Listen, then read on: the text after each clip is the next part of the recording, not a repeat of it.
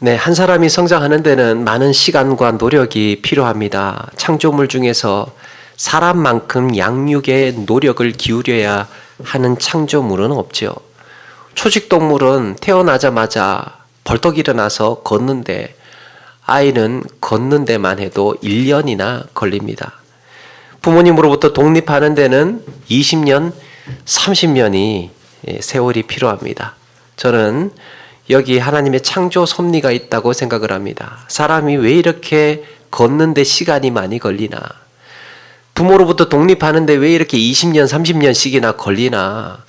여기 하나님의 창조의 섭리가 있다고 생각을 합니다. 사람을 키우는데 시간이 많이 걸린다는 말은 그만큼 양육자의 책임과 역할이 중요하다는 얘기예요. 기르는 사람의 책임과 역할. 하나님은 우리에게 이 자녀를 맡기심으로 인하여서 우리에게 많은 책임과 사명을 주셨습니다. 오늘 어린이 주일을 맞이해서 우리는 자녀들을 어떻게 양육해 왔을까? 한 영혼을 어떻게 양육할 것인가? 자녀들뿐만 아니죠. 예수 믿는 사람들은 한 영혼을 양육하는 것이 사명입니다. 이 땅에 살면서 나 혼자만 배우고 나 혼자만 살다가 가는 것이 아니라 이 땅에서 누군가를 나를 통하여서 세워져야 할 그 사람을 위해서 늘 기도하고 후원하고 섬겨주고 양육해주는 가운데에 그렇게 해서 한 사람을 한 영혼을 세우고 자라가게 해야 하는 것입니다. 비록 내 자녀가 아니라 하더라도 주의 몸된 교회 안에서 우리 아이들을 내 자녀처럼 생각하고 관심 가져야 한다는 점에서 우리 모두가 한번 또 돌아보아야 할 문제라고 생각합니다. 자녀 교육에 대해서는 이미 우리 상당한 수준에 와 있다고 알고 있죠. 더욱이 우리나라만큼 교육 수준이 이렇게 높은 나라도 드뭅니다. 어떻게 보면 교육에 대해서 뭔가 새로운 이야기를 한다는 것, 그렇게 하지 않아도 될 만큼 우리는 많은 정보를 가지고 있고 누군가를 어떻게 양육하고 길러야 되는지를 알고 있습니다. 그런데 참 아이러니하게도 여전히 사람을 키우는 것만큼 힘든 일이 없다고 합니다. 가장 힘든 것, 사람을 양육하고 사람을 키우는 것. 이렇게 교육 수준도 높아지고 이렇게 많은 이 교육 정보를 같이 공유하고 있고 어떻게 키우고 자라야 하는지도 알고 있는데 왜 사람 키우는 것은 이렇게 힘든 걸까?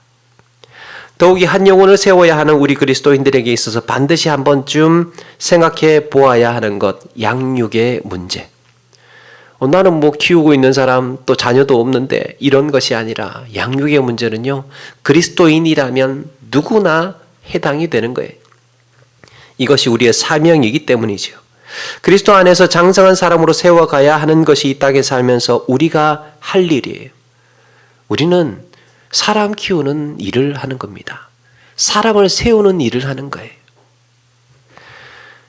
과연 어떤 마음가짐으로 아이들을 키워야 할까? 어떤 마음으로 한 영혼에게 선한 영향을 미쳐야 될까? 부모로서 혹은 리더로서, 인도자로서 한 사람을 바라보는 성도의 시선은 어떠해야 할까? 오늘 성경에 등장하는 엄마들의 양육을 한번 살펴보면서 세 가지 내용에 한번 주목해 보려고 합니다. 첫 번째는 모순되지 말고 모범이 되라는 겁니다. 교육에 있어서, 양육에 있어서 모순되지 말고 모범이 되라. 디모데후서 1장 5절에 이는 내 속에 거짓이 없는 믿음이 있음을 생각함이라. 이 믿음은 먼저 내 외조모 로이스와 내 어머니 유니게 속에 있더니 내 속에도 있는 줄을 확신하노라. 바울이 디모데에게 했던 이야기죠. 바울이 디모데를 가리켜서 사랑하는 아들, 우리의 형제, 그리고 동역자라고 불렀습니다. 사도 바울이 디모데를 이렇게 부르기까지 바울의 영향도 있었겠지만 무엇보다 어릴 적부터 받은 양육의 영향이 크다고 할 수 있습니다. 디모데는 어떤 교육을 받았습니까? 어머니 유니게의 삶을 통하여서 배웠습니다. 디모데의 어머니 유니게는 예배 생활에서 봉사에서 교회 섬기는 일에 본이 되었습니다. 자녀를 잘 기르려면 먼저 우리의 삶이 본이 되어야 됩니다. 여러분, 양육에 있어서 무엇보다도 중요한 덕목이 가장 기본적인 것이 본이에요. 본을 보이는 것. 말로만 하는 것이 아니라 내가 몸소 직접 보여주어야 됩니다. 사람은 보고 배웁니다. 말로 안다고 해서 되지 않고 보고 배워요. 아이를 교육할 때, 자녀를 양육할 때, 기를 때 뭔가 그런 데가 있습니다. 가르치지 않아도 배우는 거 있어요. 가르치지 않아도. 불러 앉혀놓고 이건 이렇게 해야 되고 저건 저렇게 해야 되고 굳이 이야기하지 않아도 그 가정의 삶으로서 배우는 것들이 있습니다. 어떻게 배우겠습니까? 보았던 거예요. 부모님이 엄마가 어떻게 사는지, 아빠가 어떻게 사는지, 무엇을 어떻게 생활하는지 이걸 다 가까이에서 보았기 때문에 굳이 말하지 않아도 듣지 않아도 보고 배웠던 겁니다. 가서 만나고 이야기하라라는 책을 보니까요. 거기에 이런 말을 합니다. 말로 가르치는 동물은 사람뿐이라고 합니다. 말로 가르치는 동물은 사람뿐이다. 말은 매우 효과적인 전달 수단입니다. 그런데 그 말이 설득력이 있고 영향력이 있으려면 그 말하는 대로 나도 보여줘야 되겠죠. 내가 직접 그렇게 살아야 내 말이 효과가 있고 효력이 있지요. 매일 정직하라고 가르치는 엄마가 있다고 한다면 엄마는 아이에게 정직하라고 가르치면서 정직한 아이로 성장하기를 바랍니다. 그런데 유명한 이야기가 있죠. 우리가 알고 있는 집에 전화가 걸려왔습니다. 아이가 받았어요. 엄마를 찾고 있어요. 그래서 엄마를 부릅니다. 엄마 전화 왔어. 누군데? 김 집사님. 없다고 해. 없다고 해. 말로는 정직을 가르치면서도 강조하면서도 정말 삶으로서는 거짓을 가르치고 있었던 거죠. 어떤 게 영향력이 더 크겠습니까? 보여준 게 더 영향력이 큰 거예요. 나중에는 오히려 역효과가 나요. 정직하라고 하면.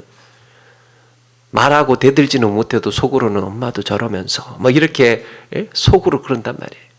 그래서 가르치는 것보다 내가 삶으로 실제로 보여주는 게 더 크다. 우리의 생활에서 알게 모르게 보여주는 모든 행동이 사실 양육의 내용입니다. 양육의 내용. 내가 사는 그 모습을 보고 배워서 아이는 잘하는 것이고 그 모습을 보고 배우고 나중에 그렇게 또 사는 거예요. 무섭지 않습니까? 내가 어떻게 사느냐에 따라서 우리 자녀가 어떻게 사는지가 결정이 된다고 생각을 하면 내 마음을 추스릴 수가 있는 겁니다. 야, 이러지 말아야지. 누군가를 양육하려면 내가 먼저 그렇게 살고 있어야 됩니다. 저도 별다르겠습니까? 저도 똑같습니다. 자녀를 양육하는데 제가 무슨 자격이 있고 능력이 있어서 아빠가 된 것이 아니라 또 그렇게 이제 다 초보로부터 시작을 하죠. 서툴고 어색하고 초보로부터 시작을 합니다. 그런데 이제 아빠가 되고 보니까 그런 생각도 들어요. 아, 내가 이래서는 안 되지. 이런 게 있죠. 좀 더 참아야 될 것이 있고 좀 더 용납해야 될 것이 있고 좀 더 포용해야 될 것이 있고 내가 누군가를 양육하기 전에는 생각하지 못했던 것들이 누군가를 양육해야 하고 누군가를 키워야 하고 누군가를 이끌고 인도해야 하는 자리에 서고 보니까 들게 되는 생각들. 여러분, 그래서 내가 누군가를 좀 양육해보고 누군가의 인도자가 되고 누군가의 멘토가 되고 난 다음에 우리는 훨씬 더 많은 것을 깨닫고 느끼고 생각되어지는 것들이 있습니다. 그리스도인들의 삶이 그러해야 합니다. 나 스스로 홀로 성장하는 것이기보다는 누구의 선생님을 만나서 누군가의 인도자를 만나서 내가 자라가는 것도 자라가는 것이지만 내가 누군가를 좀 한번 책임져 보고 내가 누군가를 한번 섬겨보고 내가 누군가를 좀 가르쳐 보고 그리고 나서 그러는 과정 중에 내가 자라는 것도 있습니다. 내가 품고 있고 내가 돌보고 있는 과정 중에서 내가 자라는 거예요. 여러분들 경험해 보시지 않았습니까? 누군가를 가르치는 것과 누군가를 배우는 것에 있어서 누가 더 학습 효과가 더 크겠습니까? 가르치는 사람도 뭔가를 가르치려면 자기가 공부를 해야 되겠죠. 그리고 그걸 내가 이해를 해야 누군가에게 설명해 줄 수 있고 말할 수 있습니다. 그러면 배우는 사람보다 사실은 가르치는 사람이 교육 효과가 더 좋은 겁니다. 마땅히 행할 바대로 내가 먼저 살지 않으면 나를 보고 있는 내 자녀, 내가 양육하고 있는 그들에게 영향을 줄 수가 없습니다. 이런 점에서 우리는 내가 살아가는 삶의 모습을 먼저 돌아보게 됩니다. 주의 몸된 교회는 어떻게 섬겨야 하는지, 내 삶의 경건 생활은 어떤 모습인지, 그로 인해서 나를 더욱더 추스리게 되고 나를 보고 있는 누군가에게 본이 되어야겠다고 다짐을 하게 만듭니다.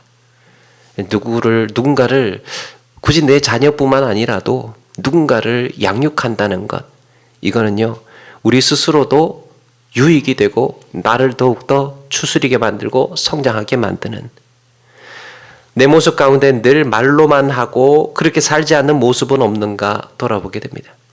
사랑하는 여러분, 인생의 모순을 털어내고 내가 막 말로만 하고 난 늘 말로만 하고 좋은 얘기, 기가 막힌 진리의 이야기만 하고 정작 내가 그렇게 살지 않는 모습은 없는가 늘 스스로 돌아보고 모순된 것들 하나하나 털어내고 또 본이 되는 삶을 살기 위해서 애쓰며 달려가는 저와 여러분 되기를 바랍니다. 두 번째는 내 소유가 아니라 하나님의 소유임을 인정하자. 사무엘의 어머니 한나는 불임의 여인이었습니다. 남들이 다 얻게 되는 자녀를 얻지 못하는, 한나는 남편 엘가나의 지극한 사랑을 받았음에도 아이를 낳지를 못했습니다. 그런데 기도하는 가운데 한나는 어떤 기도를 하느냐? 자녀 주시면 하나님께 바치겠다고 서원합니다. 이 자녀 주시면 이거 하나님께 맡기겠습니다. 어렵게 낳은 아들 얼마나 귀하겠습니까? 그런데 한나는 사무엘을 하나님께 맡깁니다. 한나는 하나님께 약속한 대로 사무엘이 젖을 떼자마자 하나님께 바치고 성전에서 자라게 합니다. 어린 사무엘은 세상을 알기 전에 하나님을 알았고 세상을 접하기 전에 하나님을 먼저 접하고 말씀으로 양육을 받았습니다. 사무엘은 거룩하게 구별된 사람으로 자라나서 말씀이 희귀한 그 시절에 하나님의 음성을 듣는 놀라운 은혜를 받습니다. 그렇게 사무엘은 이스라엘의 위대한 지도자로, 선지자로, 제사장으로 세워지게 됩니다. 한 가지 우리가 인상적으로 보아야 하는 것은 그렇게 어렵게 낳은 아이를 어떻게 자녀의 품에 기르지 않고 하나님께 바칠 수 있었을까? 한나가 깨달은 것은 무엇일까? 한나는 아들 사무엘이 하나님께서 주신 선물임을 깨달았습니다. 기도의 어머니 한나는 자식에 대한 소유권을 주장하지 않고 하나님께 맡겼습니다. 그리고 늘 자식을 위해서 기도했습니다. 자식을 위해서 기도하다 보니까 사무엘조차도 기도의 사람이 됩니다. 시편 127편 3절에 보면 보라 자식들은 여호와의 기업이요 라고 했습니다. 기업. 일구어야 하는 땅과 같이 자녀들도 그렇게 하나님께 주신 일구어야 할 우리의 산업이고 기업이라는 거예요. 자식들은 여호와 하나님께서 내 인생 가운데 일구라고 주신 기업. 아이는 내 소유물이 아니고 내 것이 아니고 하나님께서 잠시 나에게 보내주신 내 인생의 손님입니다. 우리의 자녀는 내 인생의 손님. 여러분, 손님이 무엇입니까? 우리의 인생의 손님이 무엇입니까? 손님의 특징은요, 가는 날이 있다는 거예요. 떠나는 날이 있다는 겁니다. 자식을 온전한 자녀로 성숙하게 세우기 위해서는 반드시 그 날을 기억해야 됩니다. 떠나보내야 할 날이 있다는 것. 인격적으로, 정서적으로, 경제적으로 떠나보내야 할 날이 있다는 것. 우리는 영원히 자녀를 품에 끼고 살지를 못합니다. 그만큼 아이의 성숙은 뒤처지고 늦어지는 것입니다.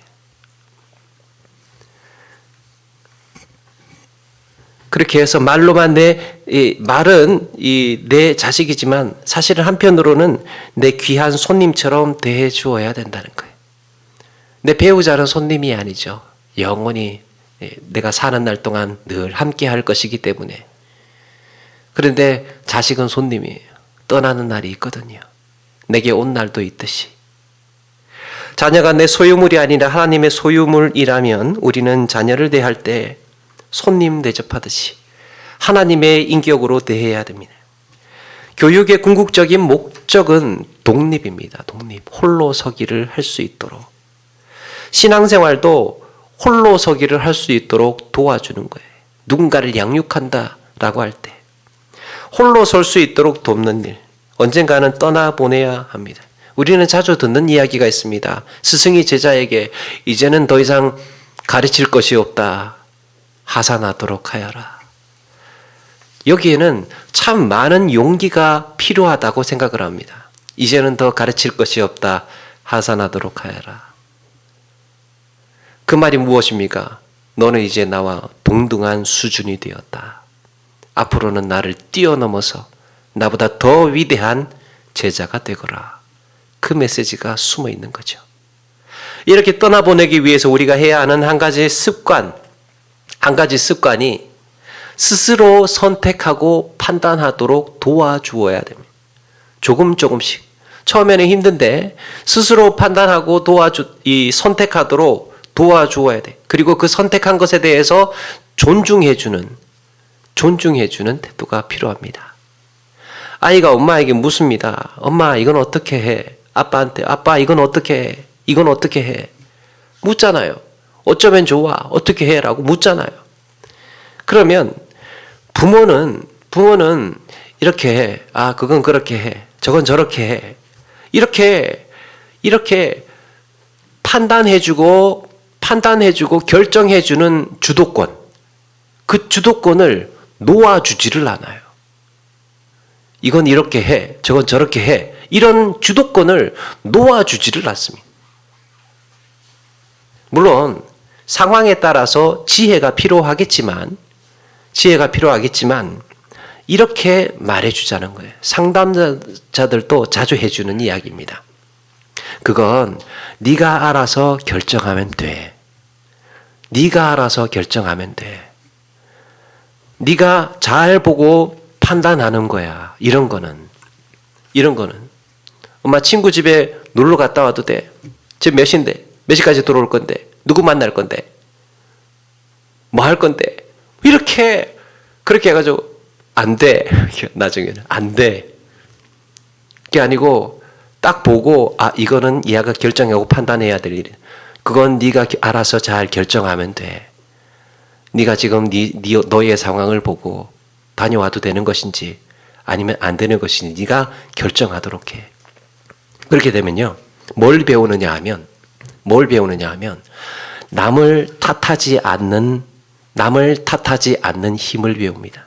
그러니까 스스로 자신이 한 일에 대해서 책임을 지게 됩니다.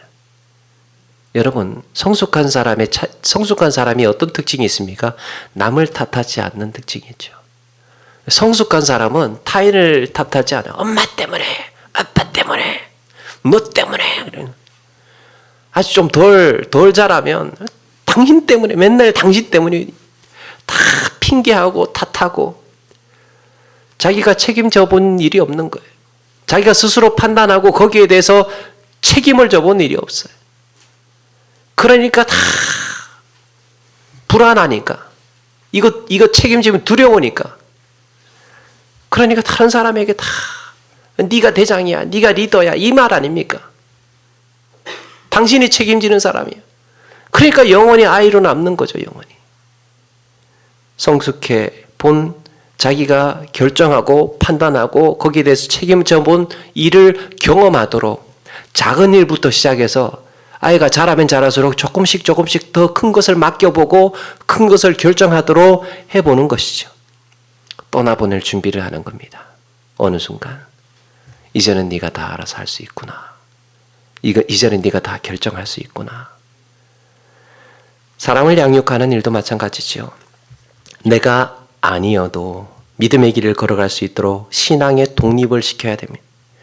우리 인생에 의미 있으려면 나를 통해서 생산된 신실한 사람들이 있어야 됩니다. 우리는 마땅히 그들을 위해서 기도하고 헌신해야 하겠습니다. 뭔가를 배우는 데 있어서 이렇게 떠나보낼 날이 있다는 것 기억하는 것이 중요하고, 이렇게 나를 통해서 믿음에 성숙한 사람들이 많이 생산될 수 있도록 떠나보내는 것. 내가 키운 내 제자야, 내가 키운 내 자식이야. 여러분, 이게 있는 한 그 아이는 온전하게 독립적으로 세워지지를 못합니다. 세 번째는 같은 맥락인데 자녀의 성장 가능성을 믿어줘야 됩니다. 모세의 어머니 요게벳이라고 있죠. 요게벳은 모세에 대해서 이런 소망을 가졌습니다. 이 아이가 위대한 아이가 될 것이다. 우리가 아는 것처럼 애굽의 종으로 살던 이스라엘 민족이 번성을 하니까 거기에 낳은 이스라엘 민족들 자식들 다 남자 아이들은 다 죽이라고 명령을 내립니다. 이때 요게벳은 남자 아이를 출산하게 되는데 그 아이가 모세죠. 성경에 보니까 요게벳은 그 아이의 잘생긴 것을 보았다 그랬습니다. 잘생긴 것 보았다.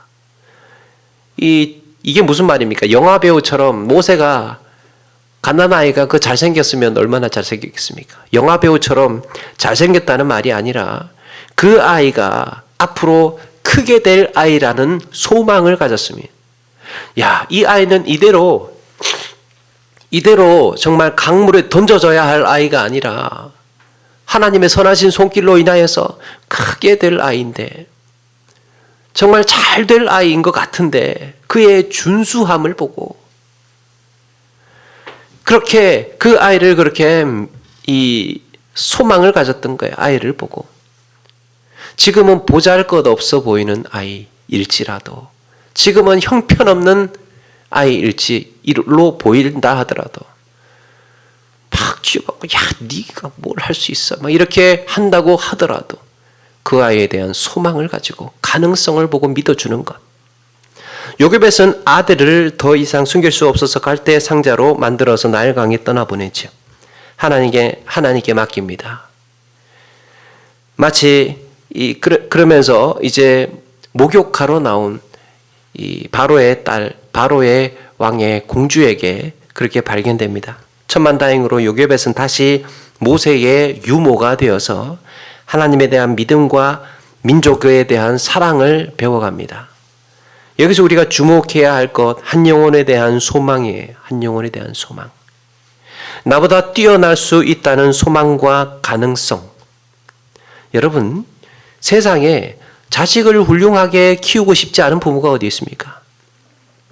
얼마든지 나보다 뛰어난 사람으로 성장하기를 바라는 마음이 간절하죠.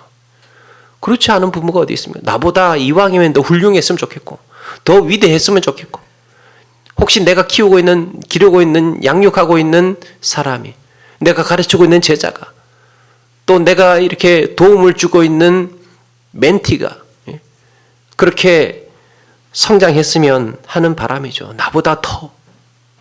그런데 우리가 빠지기 쉬운 하나의 모순이 있습니다. 우리 빠지기 쉬운 하나의 모순이 있어요. 자녀의 성장을 간절히 소망하면서도, 자녀가 나보다 더 잘 되기를 바라면서도 정작 나 자신이 자녀의 성장을 방해하는 함정에 빠지기가 쉽습니다. 이게 뭔 말이냐? 바로 칭찬과 비난의 문제예요. 아동 심리학의 매우 중요한 인물이 알프레드 아들러라는 사람입니다. 이분이 무슨 말을 했느냐 하면, 격려의 절반은 좌절을 방지하기 위해서다. 격려하는 목적은 좌절을 방지하기 위해서다라는 말합니다. 조금 바꾸어서 말하면 칭찬하지 않으면 좌절한다는 뜻입니다. 어떤 부장님이 김대리가 보고서를 만들어서 부장님에게 가져갔어요. 그러면 부장님 보고, 야, 김대리 정말 이 계획 보고서 아주 좋아. 아주 기가 막혀. 짱이야. 뭐 이렇게 칭찬했단 말이에요. 그런데 그 다음에 다시 김대리가 부장님한테 또 보고서를 올려드렸습니다. 그런데 부장님이 이번에는 칭찬을 하지 않고, 딱 보더니, 알았어. 가봐. 이렇게 하면 김대리의 마음이 어떻겠습니까? 불안해지겠죠. 내가 뭐 잘못했나? 내가 뭐를 놓쳤나? 그러면 그 다음에 보고서 쓸 때는 더 피와 살을 다 갈아 넣어가지고 혼신의 힘을 다해서 하게 되겠죠. 이렇게 좌절을 만들어 버릴 수 있다는 거예요. 칭찬에 목말라하고 칭찬에 습관이 되어진 사람에게 좌절이 될 수도 있다는 겁니다. 정신분석학자 이승욱 원장님이 칭찬에 관해서 이런 이야기를 한 적이 있습니다. 우리가 아는 칭찬은 무조건 좋은 것이라기보다는 때로 상대방을 조종하는 수단이 될 수도 있다 그랬습니다. 칭찬이 상대방을 조종하는 수단이 될 수도 있다는 거예요. 무슨 말이냐? 예를 들어서 김 집사님한테 아이고 김 집사님 예의가 참 발라서 너무 좋아요. 김 집사님 너무 좋아. 그렇게 칭찬을 했다고 해보자고요. 그러면 김 집사님은 이렇게 칭찬한 분한테만큼은 계속 예의를 지키게 됩니다. 교회에서 뭔가 하나를 일을 하잖아요. 그러면 야 우리 누구누구 형제는 참 이런 거 일을 잘해. 야 하는 거 보니까 참 기가 막혀. 그러면 그 다음부터 계속 그분이 못 박아야 되는 거예요. 칭찬해. 칭찬은 고래도 춤추게 한다는 책이 있죠. 이 말을 뒤집어서 한번 생각을 하면 칭찬은 고래조차도 춤추게 할 정도의 전략이 될 수 있다라는 말이에요. 칭찬은 고래조차도 춤추게 할 만한 전략이다. 나는 칭찬을 이런 조종의 수단으로 쓰고 있지는 않는가 돌아보아야 한다 하는 것이죠. 바둑기사 조훈현 구단이 몇 년 전에 고수의 생각법이라는 바둑 고수가 고수의 생각법이라는 책을 썼는데 거기에 거기에 보니까 자기가 어렸을 때 일본으로 건너가서 그 선생님이 세고의 선생님이라는 분인데 이제 그 집에서 아이 때부터 거기에서 먹고 자라고 했습니다. 그런데 이 선생님은 자기가 바둑 대회를 나가서 이기고 돌아오면요 칭찬을 하지 않는다는 거예요. 큰 대회 나가서 이겼으면 당연히 칭찬해 줘야 되는데 그게 없었답니다. 대신에 이게 중요한데 지고 돌아와도 비난하지 않았다는 거예요. 지고 돌아와도. 그래서 갔다 오면 지고 이제 돌아와 큰 대회 나가서 지고 돌아왔어요. 거기에 대해서 한마디도 하지 않고 왔냐고 가서 물 좀 떠와라. 그러면서 이제 뭐 방 닦고 마당 쓸고 밥 차려드리고 이런 평상 일상생활 하는 것처럼 똑같이 지고 돌아왔는데도 나중에 이 조훈현 바둑기사 구단이 나중에 이제 이창호 바둑기사를 거두어서 또 키우지 않습니까? 자기 집에 불러들여가지고 그 제자가 들어왔을 때도 자기가 배웠던 그대로 했답니다. 이기고 돌아와도 크게 칭찬하지 않고 지고 돌아와도 비난하지 않았다는 것. 저는 이게 뭔가 생각을 해봤습니다. 아니 왜 칭찬하지도 않고 비난하지도 않았을까 생각하다가 이런 생각이 들었습니다. 아마도 그가 최선을 다했음을 믿어준 것이 아닐까. 제자를 믿어준 거예요. 야, 너 나름대로의 최선을 다했지. 믿어준 것입니다. 우리는 누군가의 양육자가 되었을 때 양육자가 되지 않고 평가자가 되곤 합니다. 칭찬이나 비난도 일종의 평가죠. 칭찬하는 것, 비난하는 것. 그것은 잘했어. 그건 못했어. 잘했다, 못했다의 평가자로 있는 한 더 이상 내 수준을 넘어가지를 못한다는 거죠. 누군가를 키울 때, 기를 때 평가의 기준이 계속해서 끝까지 내가 되어진다면 그 아이는 나를 넘어서지를 못합니다.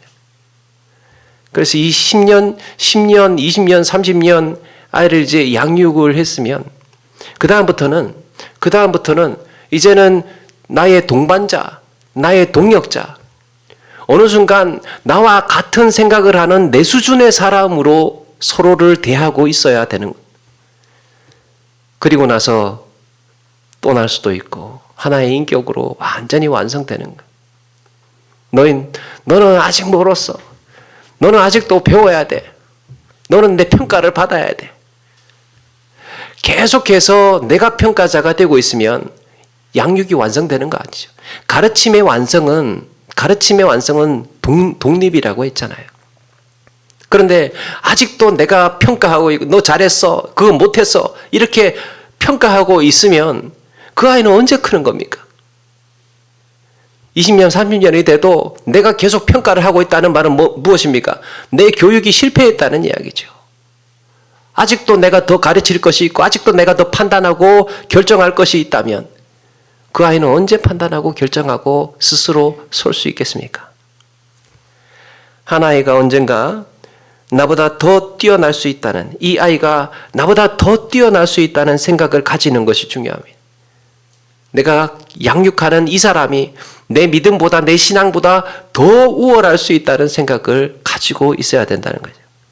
양육자가 가지고 있는 곤란한 신념이 너는 내가 가르쳐야 돼라는 거예요. 너는 내가 가르쳐야 돼. 알게 모르게 비난의 끈을 놓치지 않음으로써 자녀를 끊임없이 자기보다 못한 자녀로 두고 싶어 합니다. 이거 우리가 빠지기 쉬운 함정입니다. 계속해서 사실은 이 아이를 사랑하고 나보다 더 훌륭하고 위대한 사람으로 만들고는 싶은데 계속해서 내가 가르쳐야 된다는 신념. 그래서 절대로 칭찬하지를 않죠. 딸이 옷을 사가지고 왔어요. 딸이 옷을 사가지고 왔는데 엄마가 뭐라 하냐면 야 이거 좀 색깔이 좀 그렇다. 색깔이 이뻐요. 보니까 속으로 이쁜데 이거 좀 색깔이 좀 이렇다. 그러면서 그 다음 날부터 그 옷만 입고 다녀요. 또 그래놓고 그 옷만 입고 마음에 들거든요. 사실은 옷이 예쁘거든요. 근데 그 사온 딸아이한테 야 이거 완벽해 훌륭해 너는 내가 옷을 보는 안목보다 더 뛰어나 말하고 싶지는 않은 거예요. 그래서 한마디 남기는 거예요. 내가 평가를 남기는 색깔에 조금 이래요. 반찬을 해왔어요. 반찬 해왔는데 맛을 보더니 야 이거 좀 짜다 그래놓고 맨날 그 반찬만 드시는 경우가 있습니다. 맛있거든요. 맛있어요. 인정하기가 싫은 겁니다. 왜 그럴까요? 인정하는 순간 가르칠 게 없어집니다. 내가 이제 음식에 대해서 뭔가 더 가르칠 수가 없어지는 거예요. 인정하는 순간. 안목에 대해서, 인생에 대해서. 그래서 늘 못하는 것만 지적하고 넌 안 돼, 너는 못해라는 인식을 갖게 합니다. 계속해서 끊임없이 가르치려고만 하는, 언제까지나 너는 내게 배워야 돼 라는 식입니다. 거기에서 어떻게 성장을 하겠습니까? 어떻게 더 우리보다 더 위대하게 더 훌륭하게 더욱 성장해 갈 수 있겠습니까? 어느 순간부터 빨리 우리의 그 상담자가 그러더라고요. 처음에는 가르쳤다가 양육했다가 그 다음에는 친구가 되어줘라. 내 생각에서 내 생각의 수준에서 같은 입장에서 한번 생각을 해주고 같이 고민을 해주고 나와 같은 형편에서 엄마는 그럴 때 이랬어. 아빠는 그때 이랬어. 이런 고민이 있었어. 너도 그런 고민이 있냐? 그러면서 같이 좀 한번 그렇게 공감해주고 들어주는, 그렇게 친구가 되고 난 다음에 더욱더 이 성장을 할 수 있도록 해주는 것이죠. 때가 되면 비록 내 자식이지만 이렇게 동료로 대해줘야 할 때가 온다는 것. 내 수준에서 생각하고 나보다 더 훌륭한 삶을 살도록 길을 열어주어야 해. 어떤 상담학자가 그랬습니다. 자녀가 부모를 앞질렀다는 경험을 하는 순간 그에게는 엄청난 자신감과 용기가 생긴다. 부모를 앞질렀다는 경험을 한번 하도록 해주는 거예요. 그러면요, 그 아이는 한평생을 살아갈 수 있는 자신감을 가집니다. 그게 자신감이에요. 야, 내가 부모를 뛰어넘었구나. 말로 하는 건 아니죠. 말로 하는 건 아니고 그렇게 이 관계 속에서 느끼는 거예요. 관계 속에서.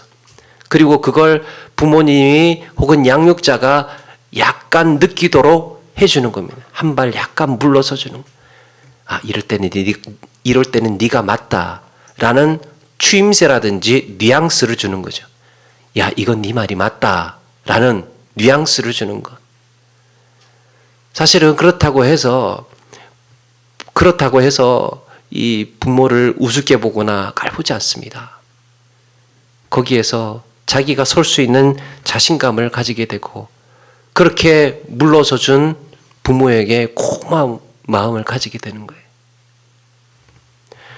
나중에 그걸 놓치지 않는다면요. 그걸 놔주지 않으면 나중에 원망할 수도 있습니다. 원망할 수도 있어요. 나를 왜 이렇게 키웠어? 이렇게 원망할 수도 있어요. 그 경험을 하도록 해줘야 됩니다. 이런 경험이 반드시 우리의 인생에 한 번은 있어야 부모를 능가하고 스승을 뛰어넘는 자신감이 엄청난 힘을 얻는 거예요. 이것이 그의 성장 가능성을 믿어주는 것입니다. 믿어줘야 돼요. 믿지 않고서는 이렇게 해줄 수가 없어요. 사랑하는 여러분, 내가 양육하고 있는 그가 어떻게 성장하기를 원하십니까? 그렇다면 내가 먼저 그렇게 살아야 될 것이고 이것이 모순이 되지 않고 본이 되어서 사는 것이 중요합니다. 하나님이 보내신 손님으로 알고 인격과 신앙의 독립을 위해서 애써야 하겠습니다. 그리고 성장 가능성을 믿고 길을 열어주는 것도 우리에게 필요합니다. 우리 주님께서도 우리 주님조차도 제자들에게 너희가 나보다 더 큰 일을 하리라 그랬습니다. 예수님보다 어떻게 더 큰 일을 할 수 있겠습니까? 그런데 그 더 큰 일을 할 수 있도록 길을 열어주셨다는 겁니다. 예수님은 갈릴리와 유대 땅을 중심으로 해서 사역을 하시고 전도하셨지만 제자들은 사마리아와 땅끝까지 이르러서 복음을 전하는 복음의 증인으로 세워졌습니다. 예수님이 전도한 사람보다 제자들이 전도한 사람이 엄청나게 더 많아졌고 예수님이 세운 교회보다 제자들이 세운 교회, 예수님을 통해서 제자들이 세워준 예수님의 교회가 훨씬 더 많았다는 거예요. 더 큰 일을 할 수 있도록 길을 열어주는 것. 그 출발점, 첫 단추를 잘 끼워주는 것이 우리가 할 일이다라는 겁니다. 사랑하는 여러분, 우리는 나 혼자의 삶을 넘어서 나를 통하여서 누군가에게 영향력을 주는 사람이어야 합니다. 우리에게 자녀가 있든, 우리에게 또 제자가 있든, 또 내가 양육하는 사람이 있든, 내가 신경 쓰고 돌보는 사람이 있든, 누구든지 간에 그리스도인들은요, 다 이렇게 한 사람을 양육하는 것을 목적으로 살아가야 하는 것입니다. 나를 통하여서 더 위대한 인물이 그렇게 세워지도록, 나를 통해서 신실한 믿음의 일꾼들이 세워지도록 힘써 나가시는 우리 모두가 되기를 주의 이름으로 축원합니다. 자, 우리 시간 세례식을 거행하다